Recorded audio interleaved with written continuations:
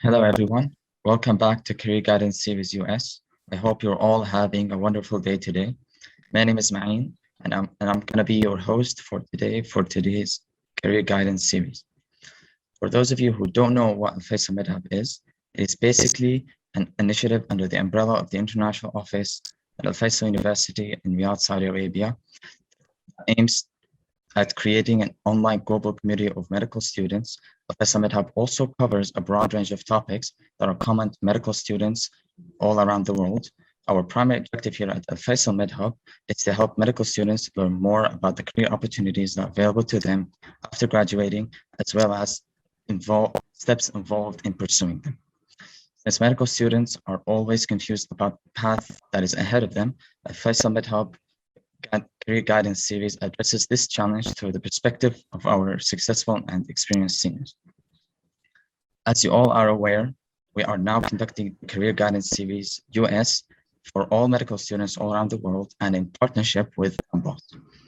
Today, we are excited to bring you today's talk, which is about applying to the NRMP Supplemental Offer and Acceptance Program for the Unmatched applicants, which will be given by our accomplished senior and experienced senior, Dr. Mazen Almasry. Dr. Mazen is a graduate of the 7th batch of the College of Medicine at Alfaisal University.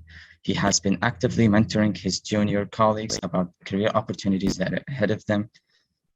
He is currently a PGY1 resident, internal medicine resident at the University of Wisconsin Hospital and Clinics. Thank you so much, Dr. Mazen, for joining us today. Thank you so much. You can start whenever you want. All right, let me share my slides. I also wanted to ask you, do you want to take questions as they come in, or do you want to do it at the end? We can take questions as they come in. That's fine. Sure. Let me try doing that. Let me minimize this. Can you see my slides? Yes, we can.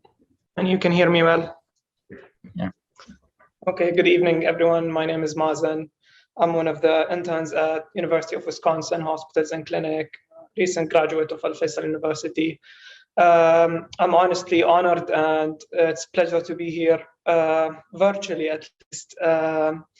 I hope you're all enjoying the nice warm weather in Saudi, because next year it might be different.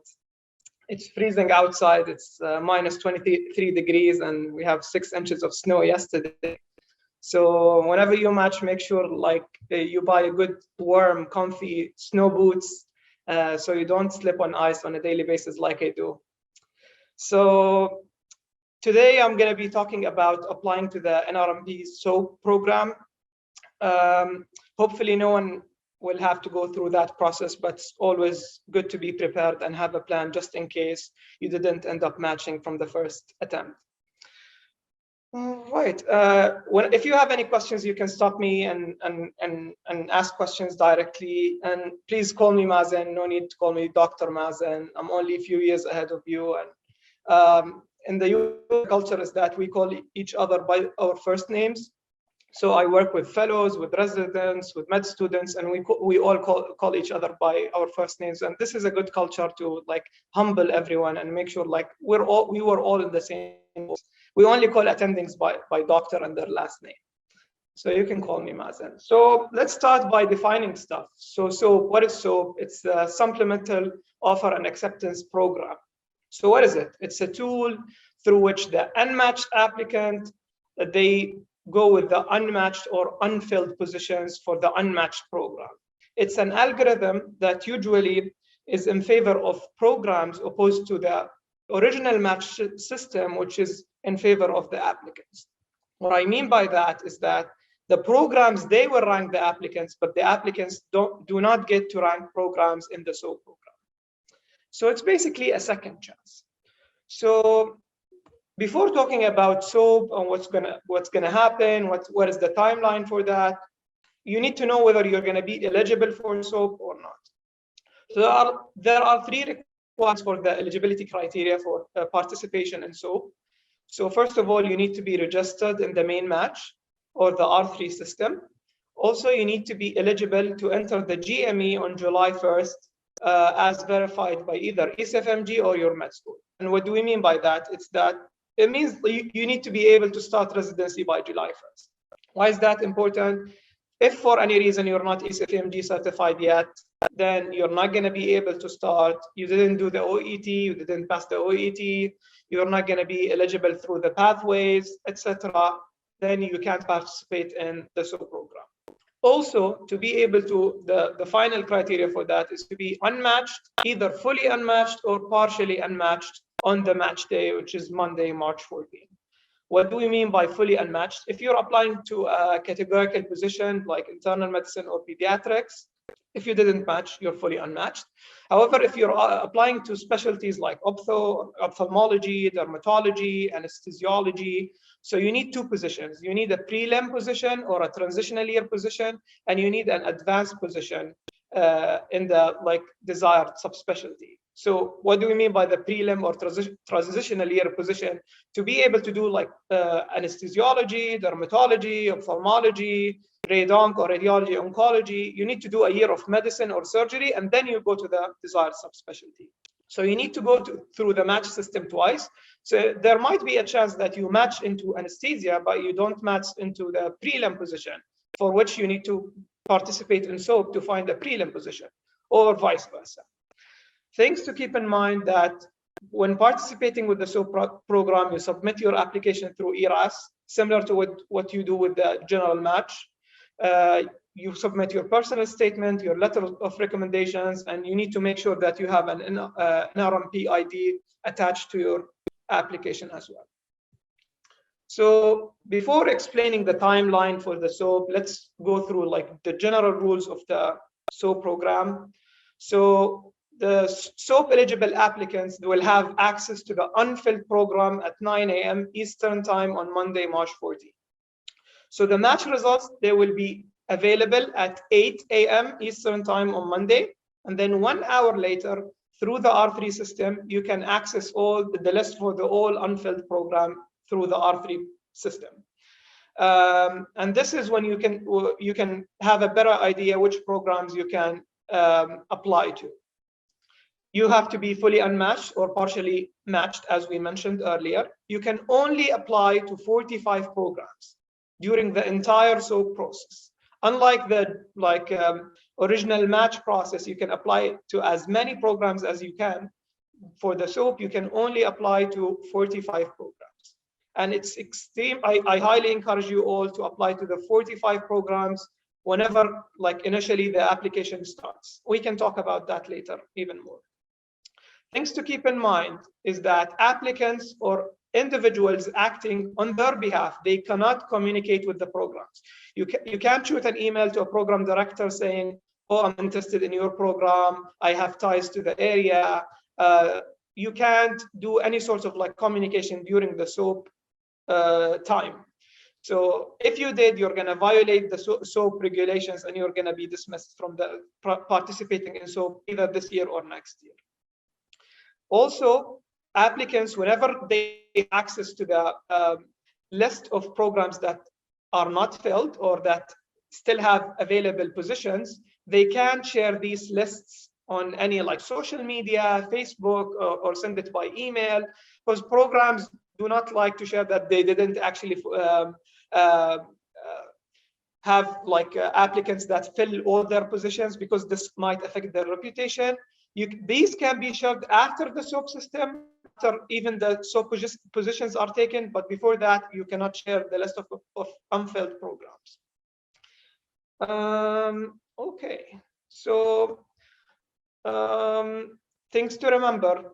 When you apply through SOAP, you can apply to programs that you already applied to through the main match. That should be fine.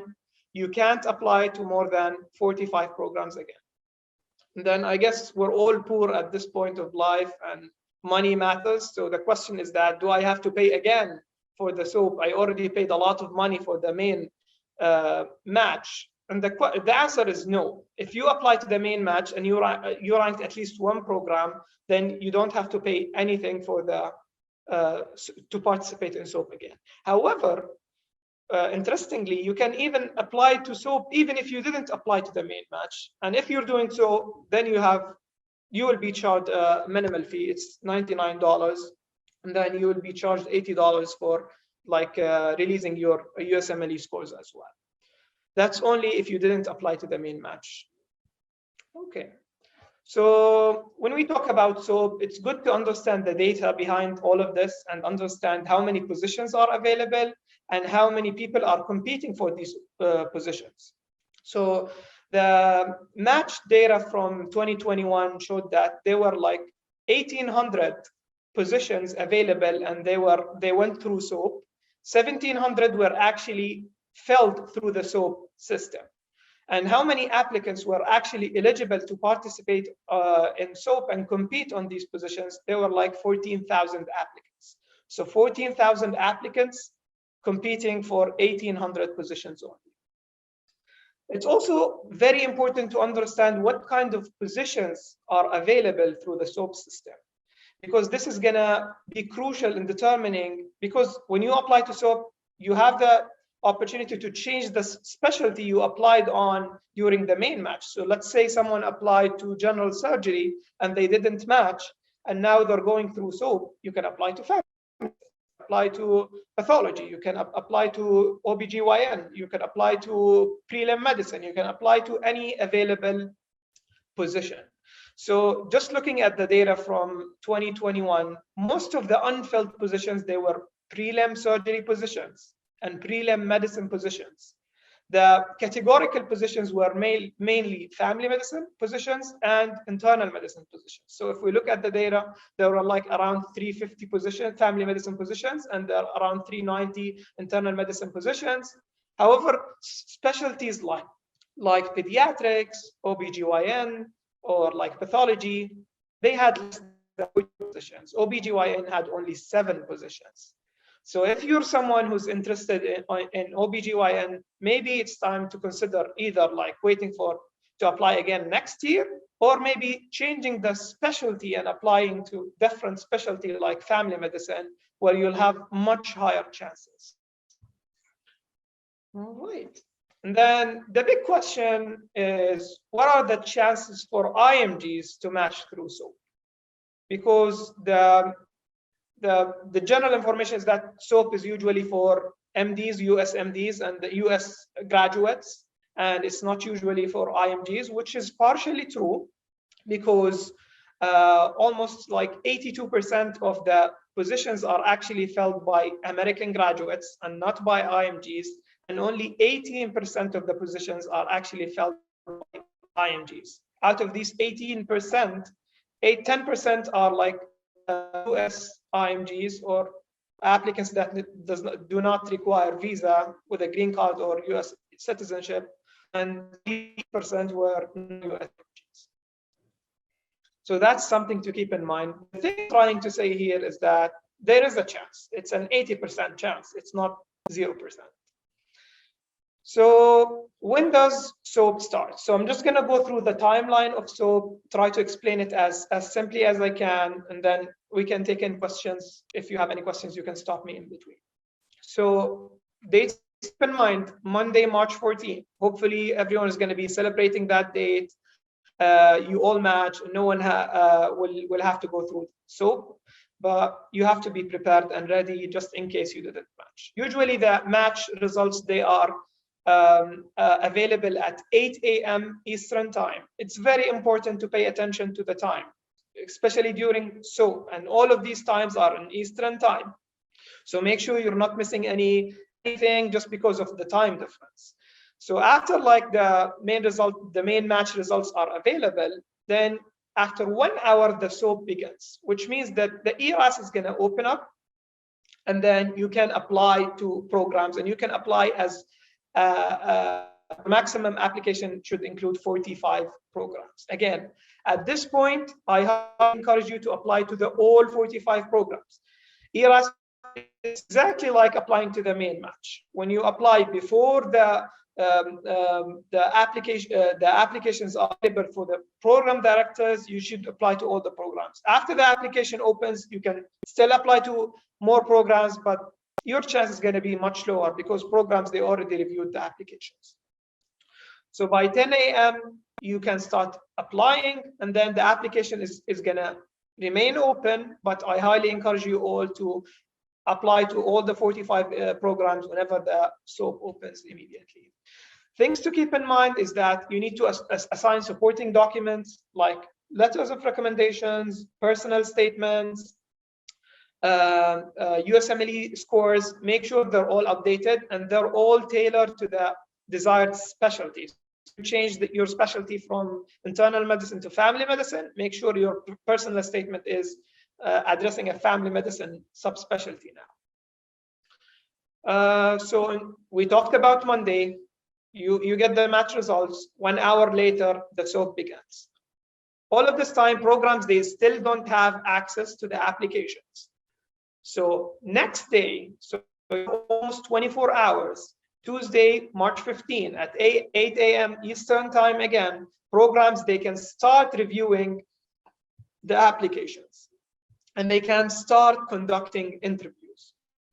So basically throughout Tuesday and Wednesday, all of the programs, they can continue reviewing applications and conducting interviews. It's very important that they say like 70 to 80% of the programs, they conduct interviews through a phone call. So they're not going to do a Zoom virtual interview. It's usually a phone call. So it's very important to make sure that you have your phone number and you have the voicemail available just in case they reach out to you, to make sure you're not missing anything. All right. And then this is going to be the main SOAP day, Thursday, March 17th. The SOAP is going to happen in 4 different rounds. Each round is going to be for 2 hours. And you get an offer through the R3 system, and you either accept it or just let it expire. So we talked about Monday. You can the list for the unfilled programs. Then we have Tuesday and Wednesday programs. They're reviewing applications, they're conducting interviews, and then Thursdays.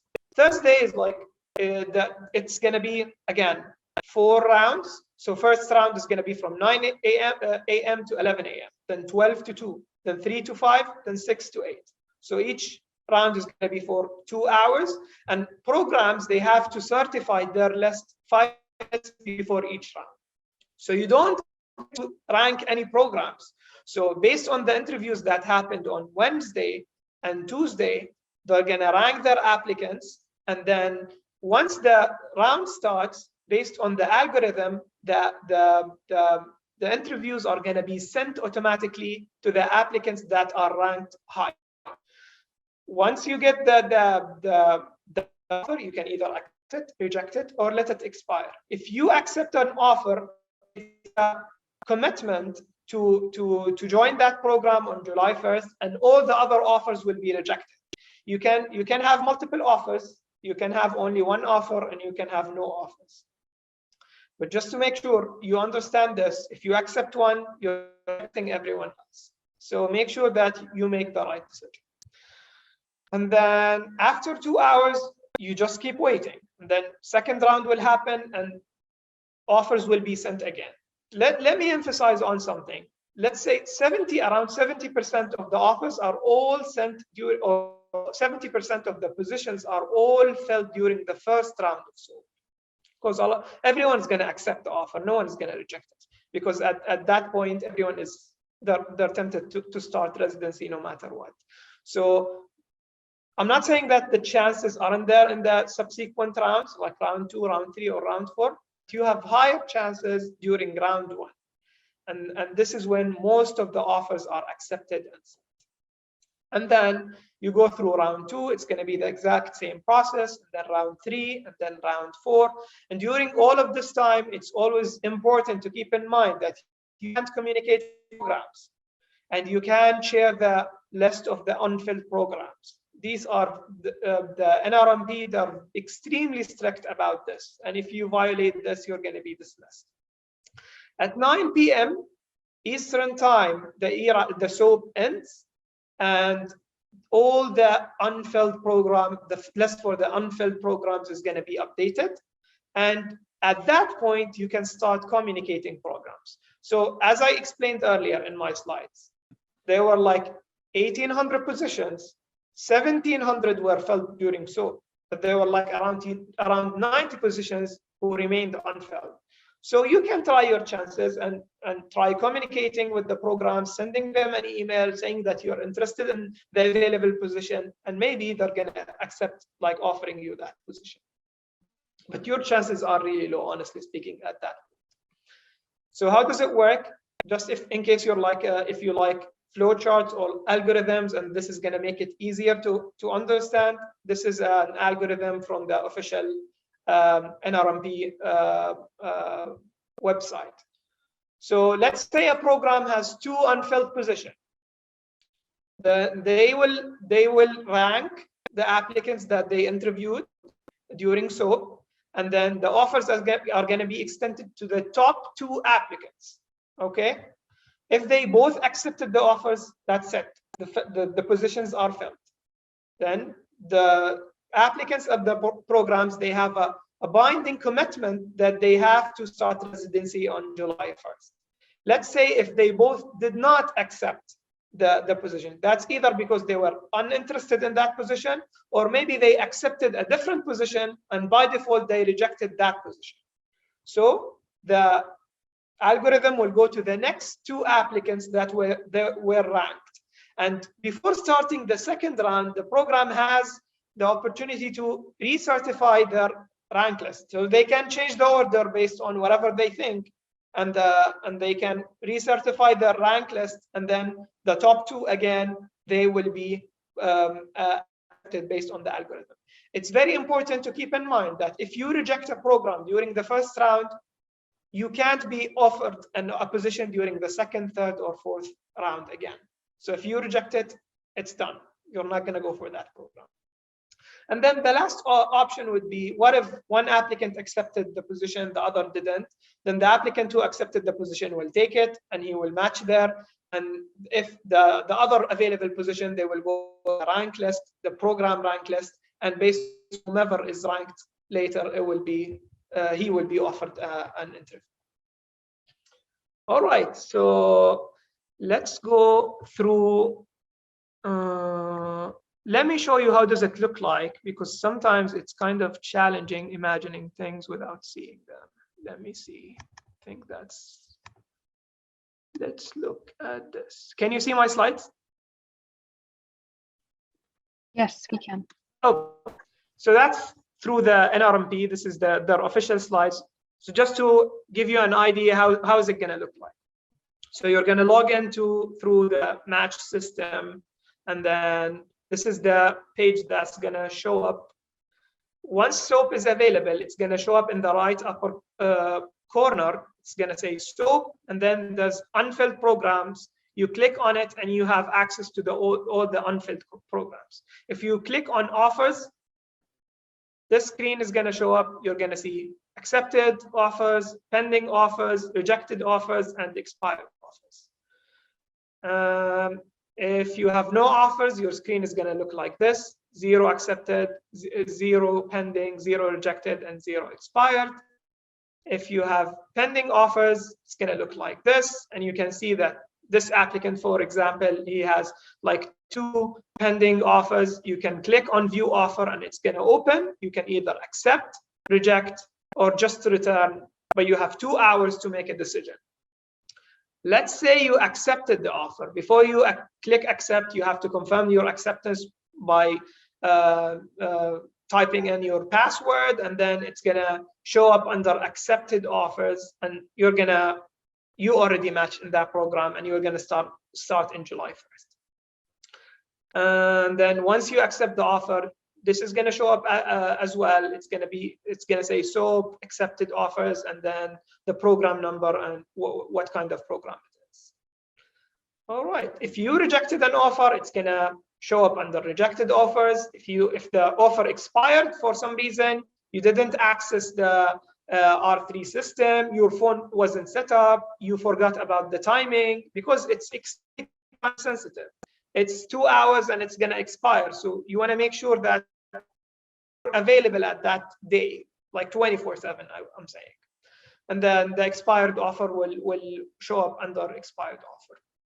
Let's see how do the list of unfilled program will look like if you log into the match system again, and then if you didn't match, it's going to say we're sorry, you didn't match in any position. If you match, it's going to say congratulations, you've matched, and it's going to say which position you matched to. So if you're applying to anesthesiology, optho, dermatology, radiology oncology, you might have a partial match, and this is how it's going to look like. It's going to say congratulations, you've matched to a 1-year position. That's going to be a prelim year position or a transitional year position, but you didn't match to advanced position. So you have to go through the SOAP system to find an advanced position in your desired subspecialty. And vice versa, if you actually got acceptance in the advanced position, but you don't have a prelim position, it's going to say, congratulations, you've matched in an advanced position, but not a first-year position, and then you need to apply for a first-year position. So if you go to the right upper corner and you click on unfilled programs, the program list is going to show up. Can you, or should I zoom in? So see, for example, it's going to show you all the programs that are unfilled and that you are eligible to apply to. And it might be from different specialties like anesthesiology, child urology, family medicine, internal medicine, pediatrics, pediatric anesthesiology. There are so many different programs. And it's only going to show you the programs that you are eligible to. Okay. Let's say you match to only a prelim position, so it's only going to show you the advanced position. If you match into an advanced position, it's only going to show you the prelim position. So if you look at the positions here, it's going to say internal medicine prelim, OBGYN prelim, surgery prelim, transitional year prelim. So these are the positions you are eligible to apply to. Okay. All right. And then if you did fully unmatched, you're gonna have access to all the list. Just something to keep in mind. All right, I'm just gonna go through this video. It's a nice summary for 5 minutes. It's a good recap for everything that I just said, and maybe can give you maybe this official video can help you understand things better.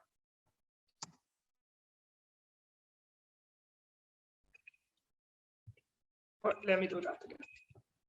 For some reason, the voice from the audio is not working, so I'm gonna play it from my phone. Okay. Can you actually hear?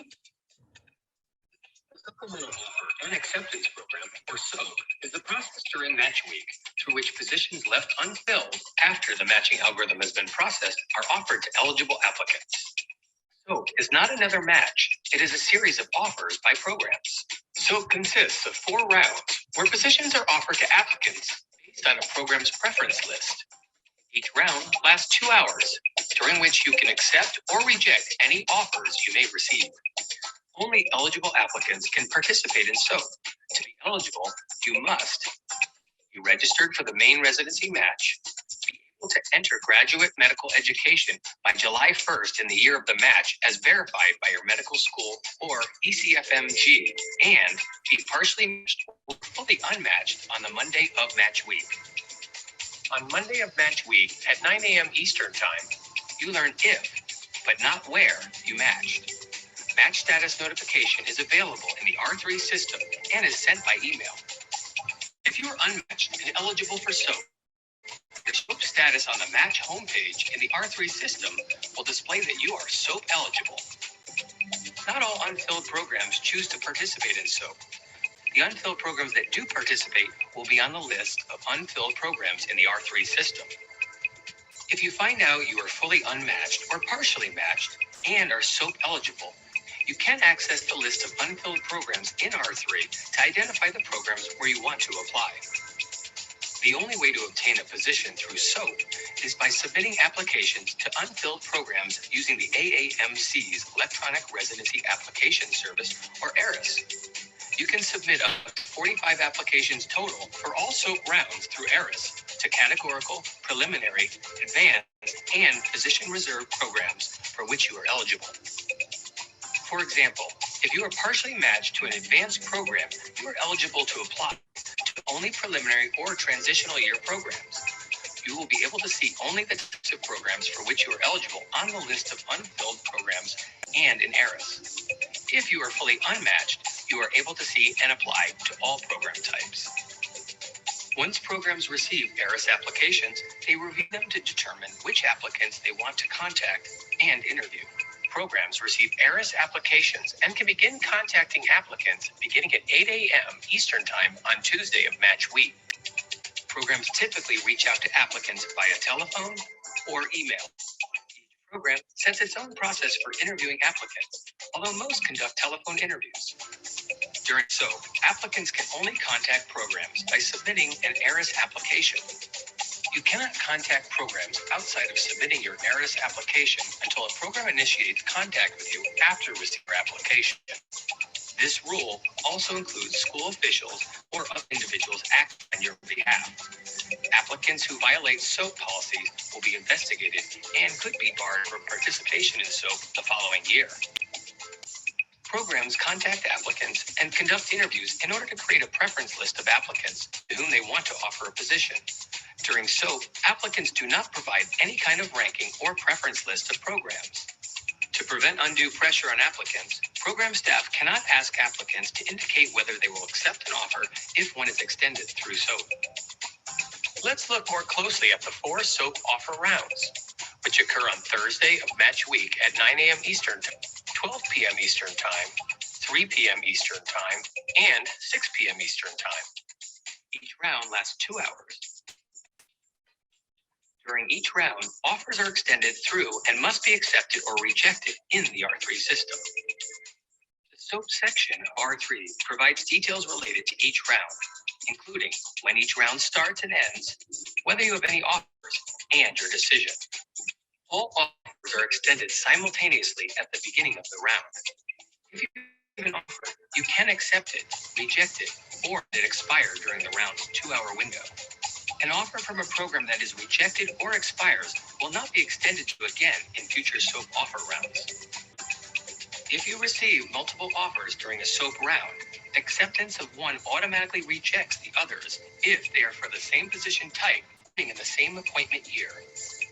If you accept a SOAP offered position, binding commitment is established and enforced by the match participation agreement, which means you are obligated to begin training. At the conclusion of each offer round, the list of unfilled programs is updated to reflect positions remaining for the next round. Note that the majority of positions are filled in the first round. You do not need to resend any SOAP applications to programs that remain unfilled at the end of the round. Your applications are available to the programs during all SOAP rounds. The final offer round ends at 8 p.m. Eastern Time on Thursday. At 9 p.m., SOAP concludes, and the final list of unfilled programs, which is updated to include programs that did not participate in SOAP, is available in R3.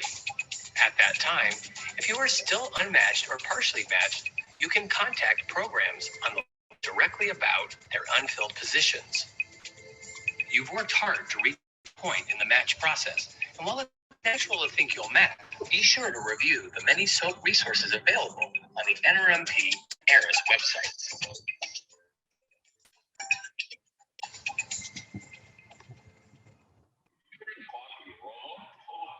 That's not. Right. Oops. What did I do?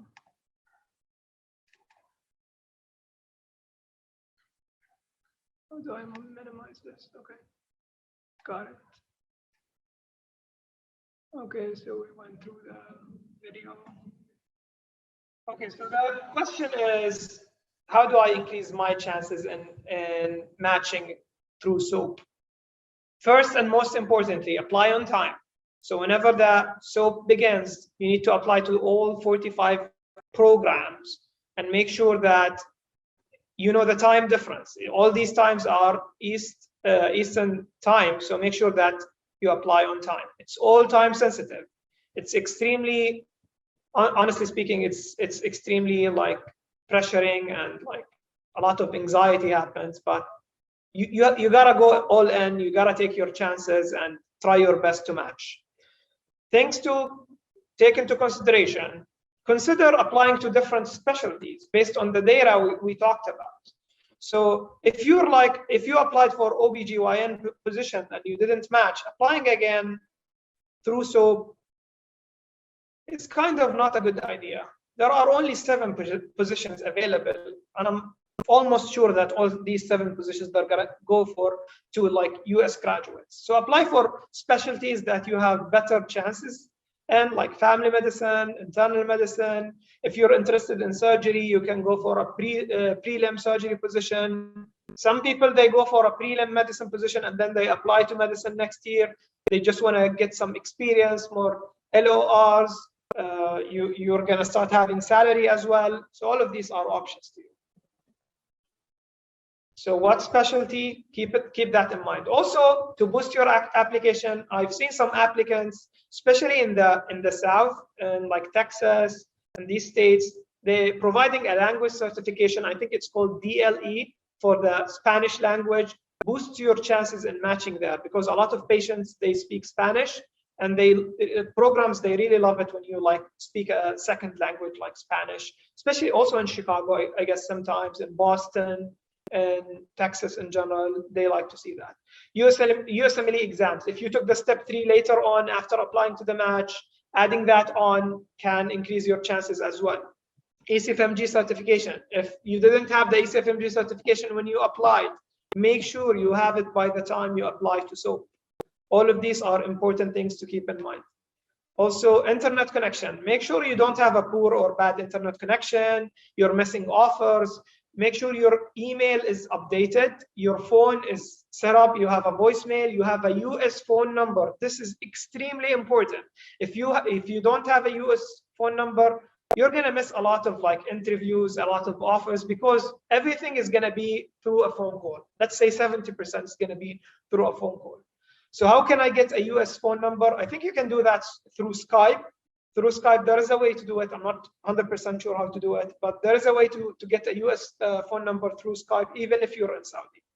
Also, make sure your email is updated.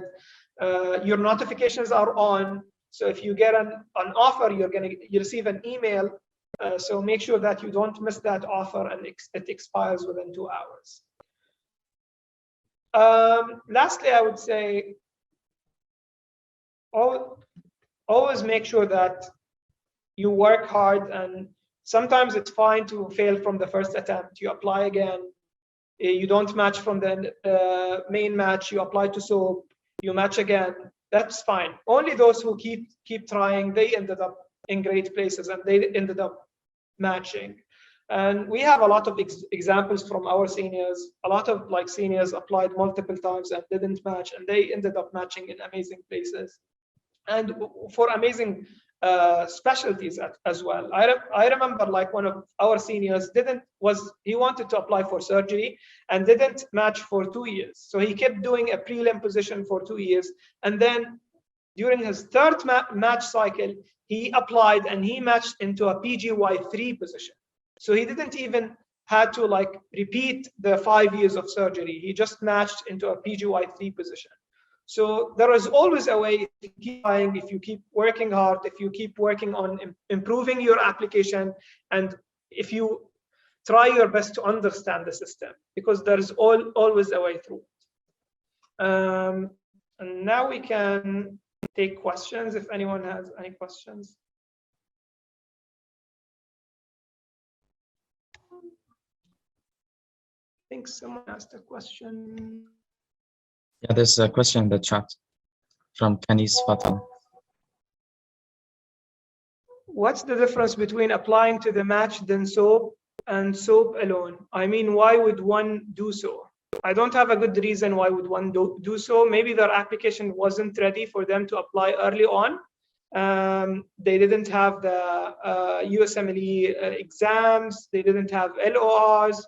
They didn't have ECFME certification. So they didn't apply because they didn't think it's worth it to spend a lot of money on the match with the very low chances. But by the time SOAP is starting, they had their full application and they decided to apply. Does that answer your question?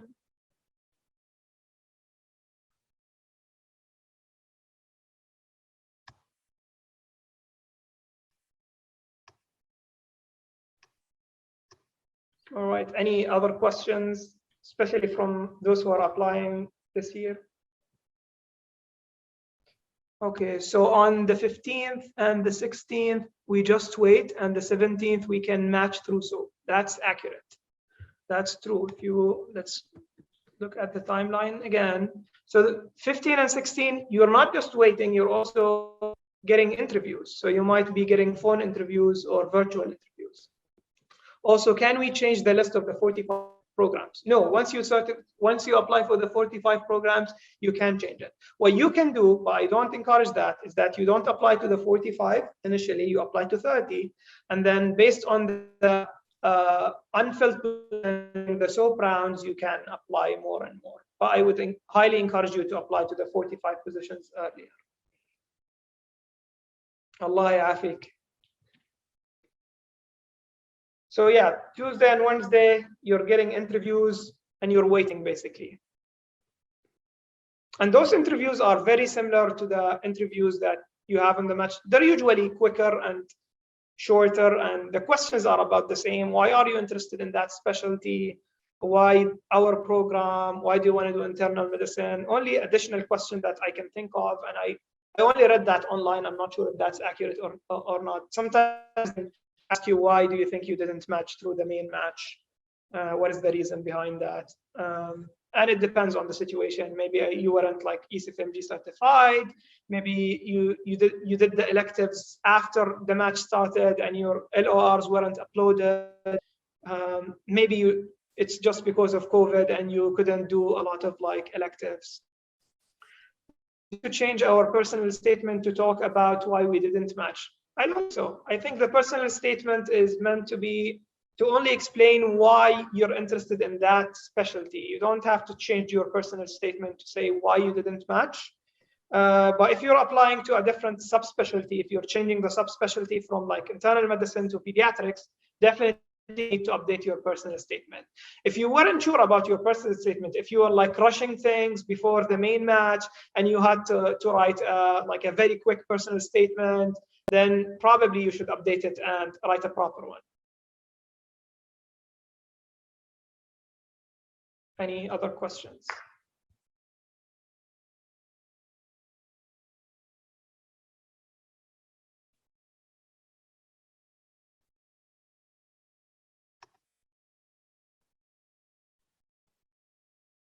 If anyone has any other questions for Dr. Mazen, please leave them in the chat, or you can also unmute and ask the doctor yourself.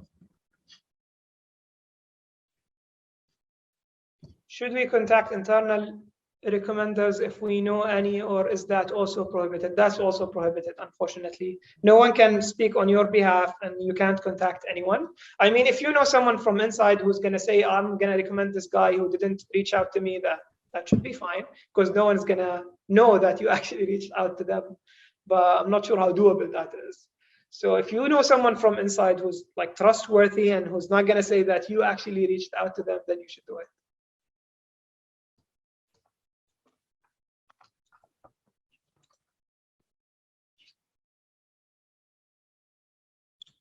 Sure.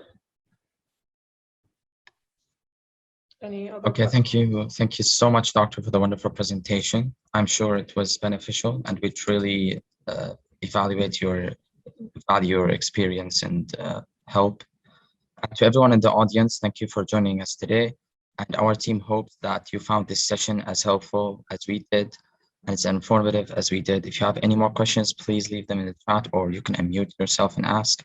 Also, make sure to follow us on Instagram and Twitter and subscribe to our YouTube channel to receive the latest updates, as well as our websites to receive the latest events that we're running.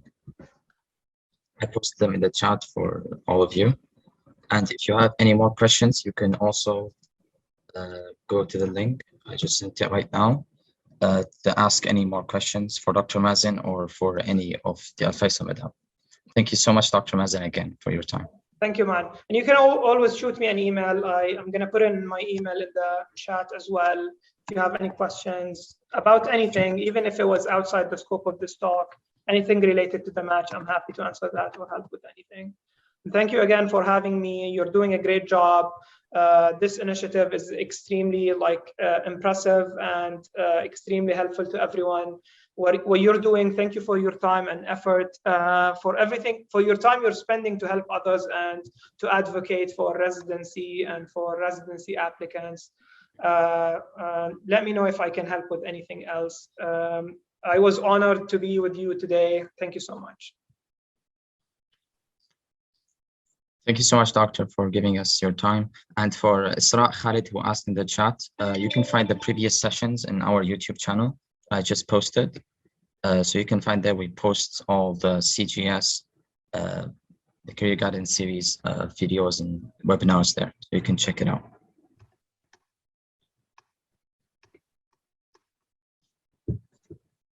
Okay, thank you so much, Dr. Mazen, again, and to everyone in the audience. We hope you all have a wonderful rest of the day ahead. Thank you. Thank you.